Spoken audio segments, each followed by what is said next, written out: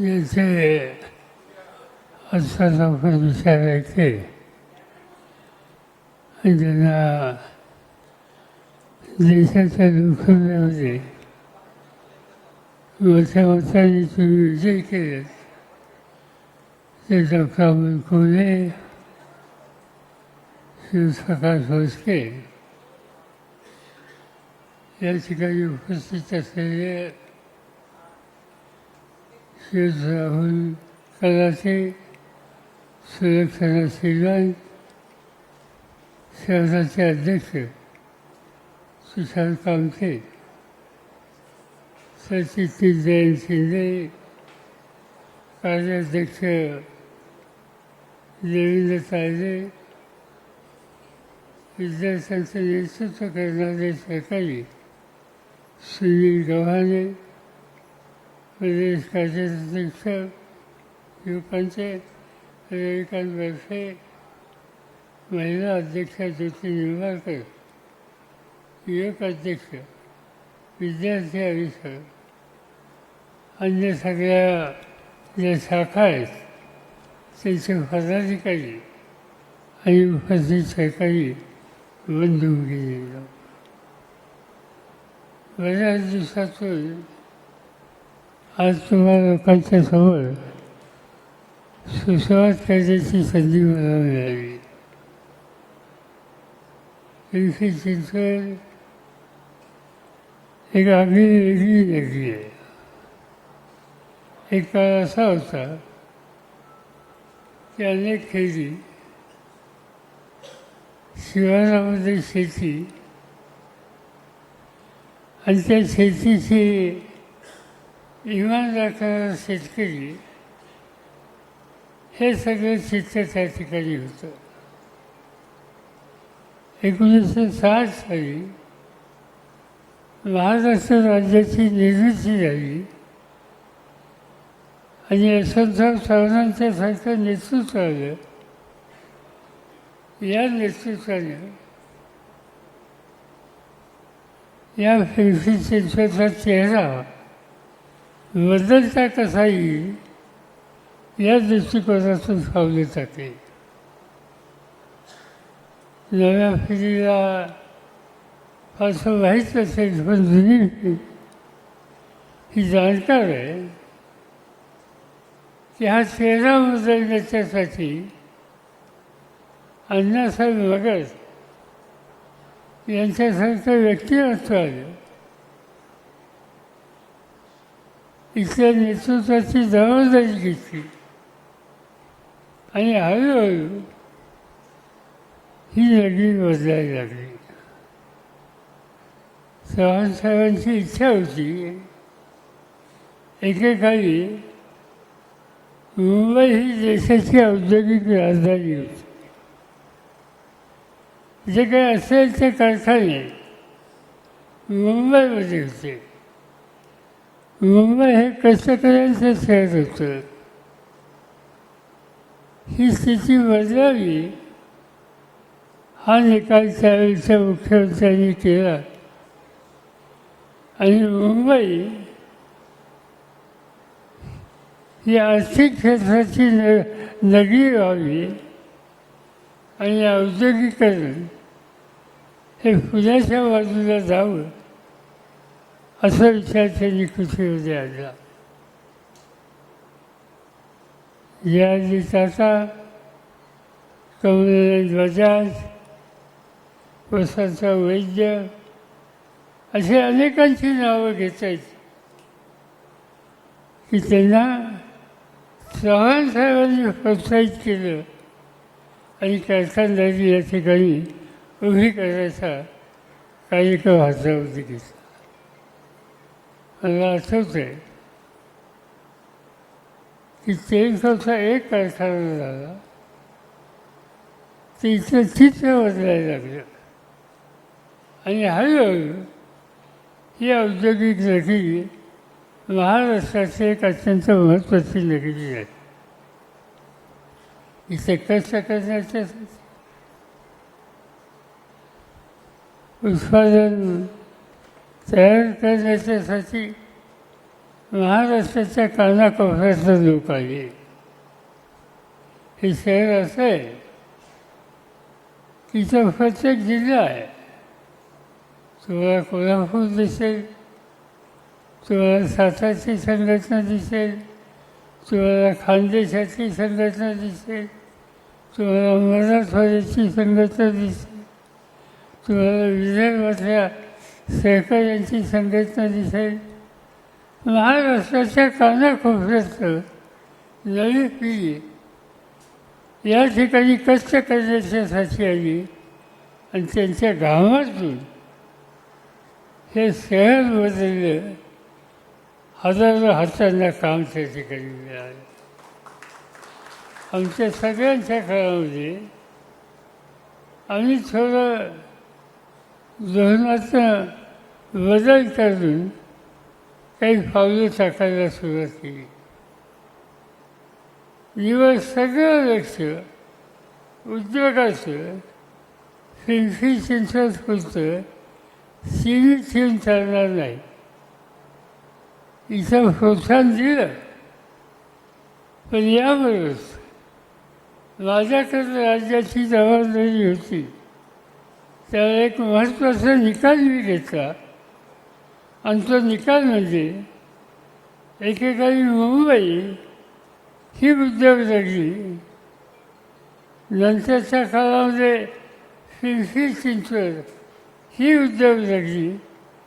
आता हे उद्योगाचं क्षेत्र विकसित स्वरूपात झालं पाहिजे आणि त्यासाठी अनेक ठिकाणे निवडली. आज एकेकाळी चाकण एक लहानसं गाव होतं. आज चाकणचा चेहरा बदललेला आहे. अनेक कारखानदारी त्या ठिकाणी उभी आहे.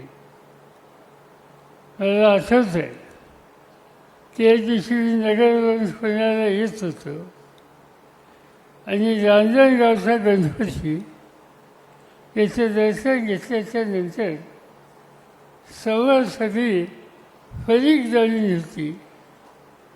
माझ्यावर आमचे सहकारी होते, त्यावेळेचे जिल्हा परिषद अध्यक्ष ज्यांचं नाव बापूसाहेब फिटे. तर बापूसाहेबांना विचारलं की सगळी फरीक जमीन कुणाची आहे आणि कोणतं पीक घेतलं जातं. त्यांनी सांगितलं शिरूर तालुका हा दुष्काळी तालुका आहे. जमीन आहे पण पाणी नाही आहे. याच्यात बदल केला पाहिजे. मी म्हटलं इथं कारखानदारी करायला प्रोत्साहन दिलं तर काही एवढी लोक येते. परत आलो पुण्याला, कलेक्टरला बोलून घेतलं आणि त्यानं सांगितलं की रांजणगावला मला कारखानदारी उभी करायची आहे, त्यासाठी जे करावं लागेल ते करायचे निर्णय घ्या. आज तुम्ही बघितलं असेल तर रांजणगाव हे पूर्णपणानं बदललेलं आहे. ती एक औद्योगिक नगरी झाली. हे तिथं थांबलं नाही.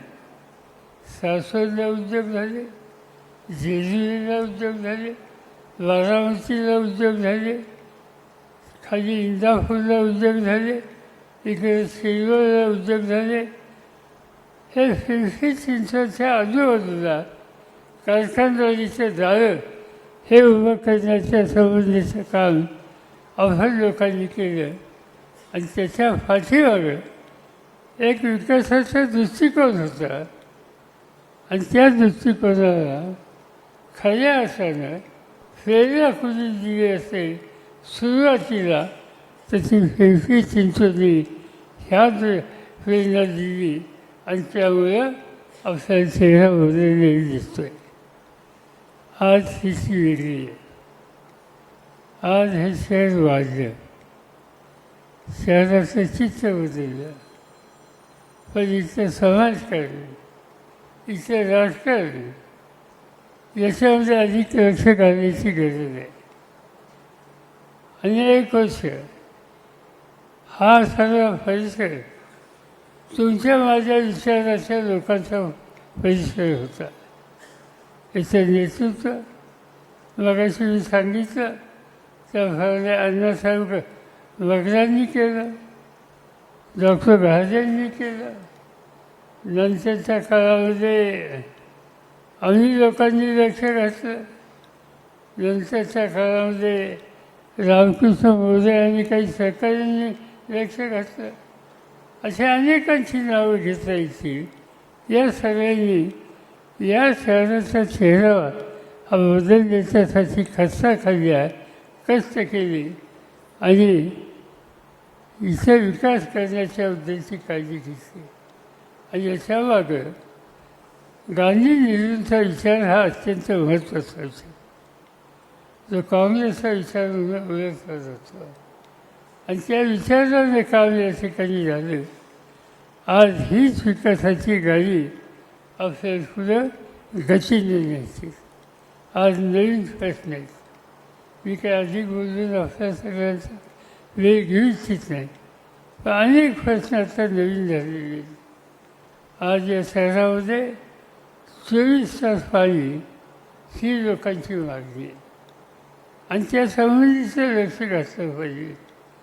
आज या शहराच्या आजूबाजूला अनधिकृत बांधकामं झाली. नाईलाजानं निवाऱ्याची सोय नाही, पर्यायी व्यवस्था नाही आणि म्हणून गुंठेवारी झाली. आणि त्या गुंठेवारीतून छोटी उंची घरं ही बांधून आपल्या आयुष्यात निवारा हा निर्माण करण्याचं लोक काही लोकांनी या ठिकाणी केलं. आज ही बांधकामे कायम करण्याच्या उद्देशाची भूमिका घेण्याचा पर्याय झाला नाही. नवीन होऊन देऊ नका, पण जे आहे ती वाटत टिकली पाहिजे. तो निवारा उद्ध्वस्त घेऊन चालणार नाही. एक अत्यंत महत्त्वाचा प्रश्न आहे आणि तो रेड झोनचा प्रश्न आहे. रेड झोनच्या प्रश्नाच्यासाठी सुद्धा मला आठवतं आहे आम्ही लोकांनी सुद्धा त्याच्यामध्ये लक्ष घातलं, काही प्रश्न सोडवले, त्याचं क्षेत्र कमी जास्त केलं. पण अजूनही तो प्रश्न काही प्रमाणात शिल्लक आहे, त्याच्याबद्दल लक्ष घालण्याची गरज आहे. आणि आणखी एक अत्यंत महत्त्वाचा प्रश्न ज्याचा उल्लेख डॉक्टर कोहलींनी आत्ता केला, नदी सुधार योजना.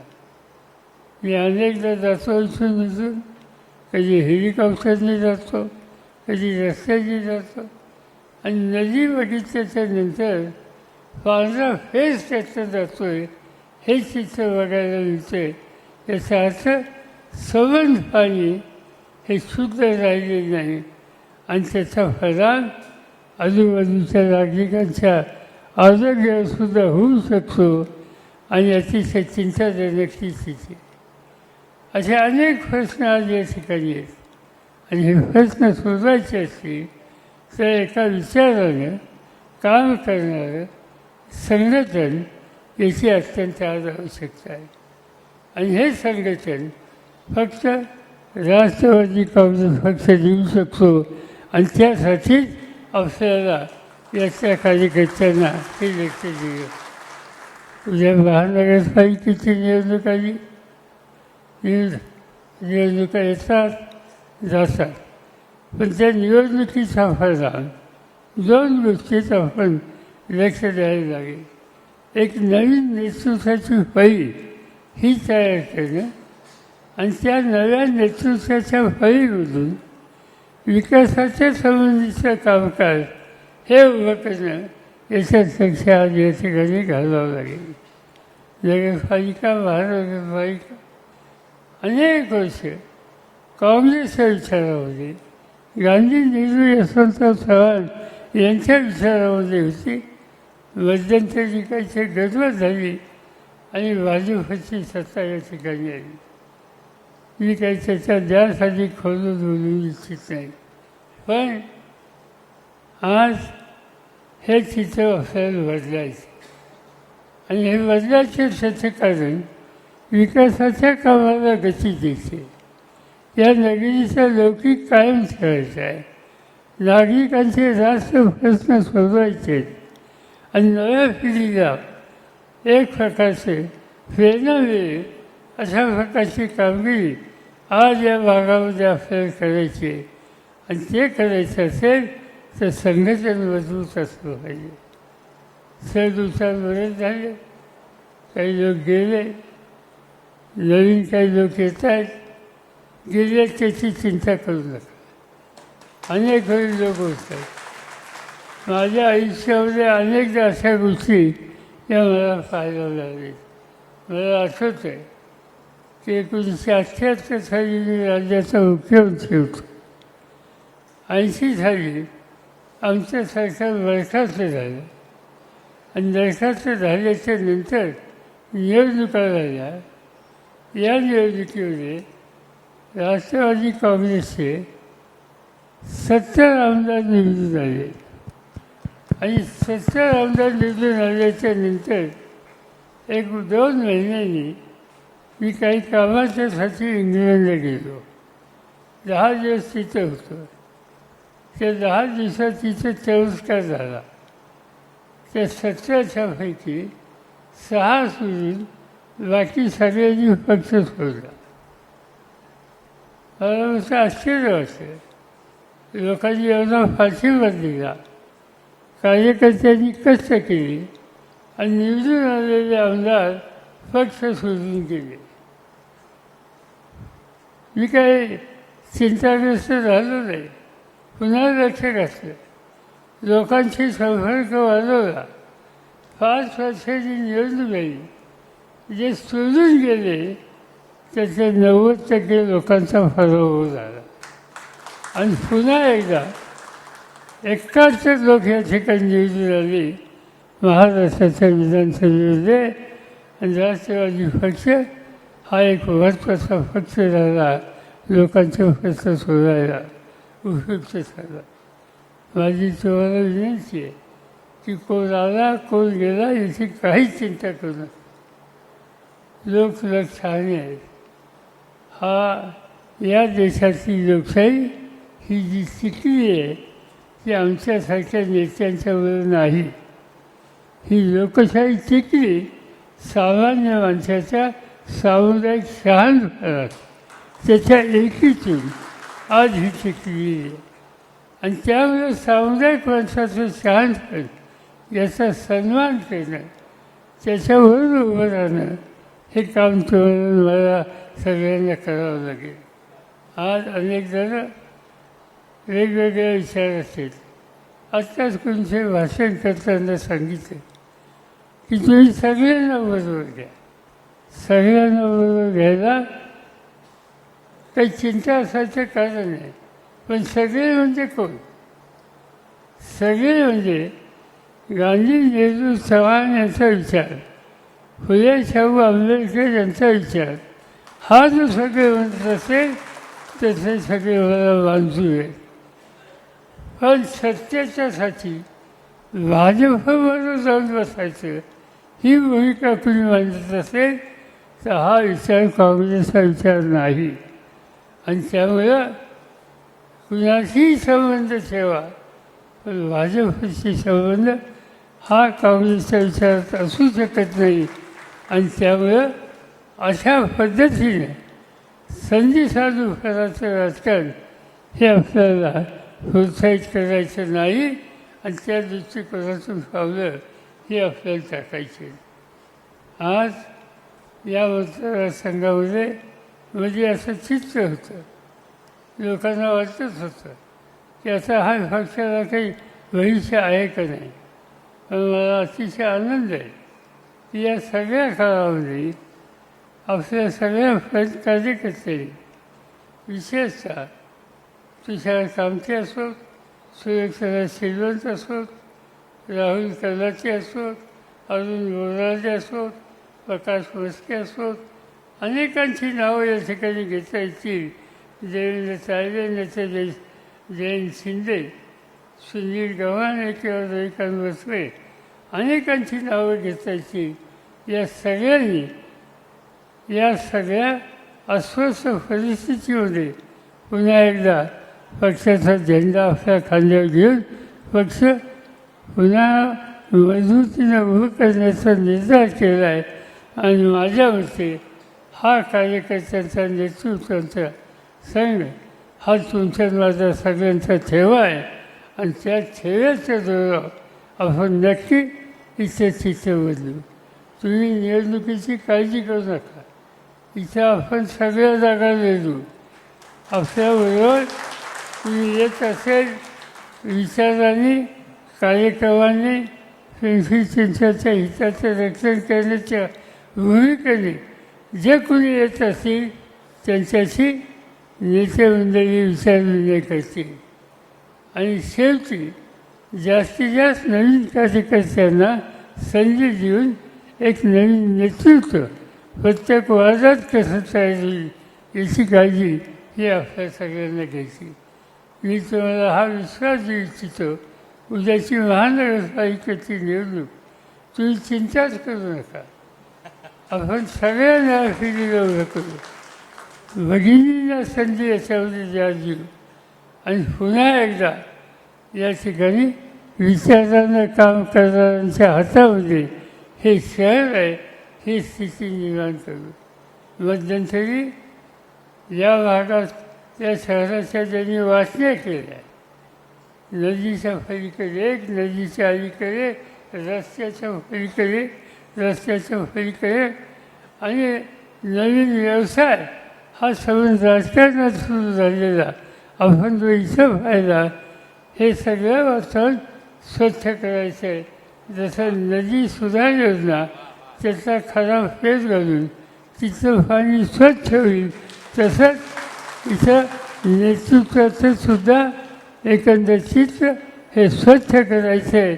आणि ते करण्याच्यासाठी तुम्ही सगळेजण कष्ट करू हीच खात्री या ठिकाणी मी आपल्या सगळ्यांना देतो.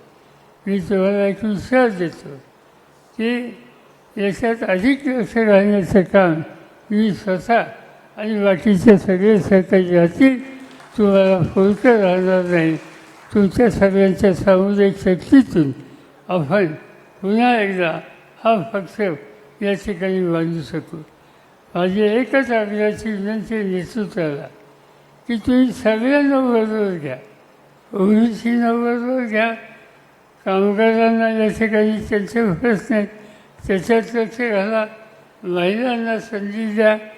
समाजाचे विविध घटक आहेत त्या सगळ्या घटकांना हे शहर माझं आहे, हा पक्ष हा विचार माझा आहे, ही तिची भावना त्यांच्यामधून तयार होईल. या पद्धतीनं आपण काळजी घेऊया. लोक तुमच्याबरोबर आहेत. पिंपरी चिंचवड आणि इथला जनमानस हा मला पूर्ण कळतो. तो तुमच्याबरोबर आहे. फक्त तुम्ही तयारीत राहा, त्यांच्याशी समरस राहा, त्यांच्या सुखदुःखाची त्यांच्या फाशीची उभं राहा. तुम्हाला यश हे दिल्याशिवाय राहणार नाही. त्या यशाच्यासाठी तुमचा प्रोत्साहन या ठिकाणी मी करतो आणि माझे 2 शब्द सोडतो. एबीपी माझा, उघडा डोळे बघा नीट.